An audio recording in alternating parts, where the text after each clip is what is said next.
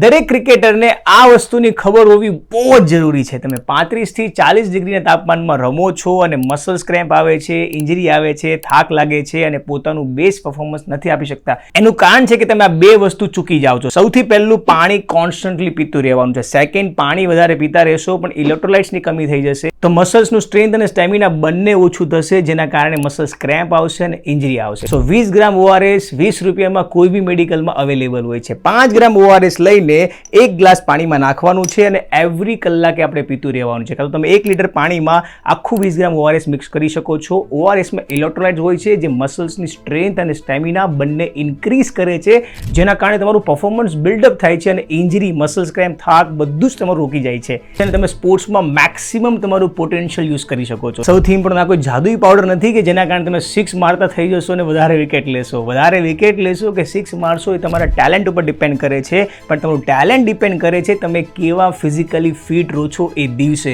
તો physically fit રહેવા માટેનું આ બેસ્ટ સોલ્યુશન છે. આ વિડીયો દરેક ક્રિકેટરોને શેર કરો, જેના કારણે એ લોકોનું પરફોર્મન્સ ઇન્ક્રીઝ થઈ શકે છે. સૌથી ઇમ્પોર્ટન્ટ, એ લોકો ઇન્જરીથી બચી શકે છે.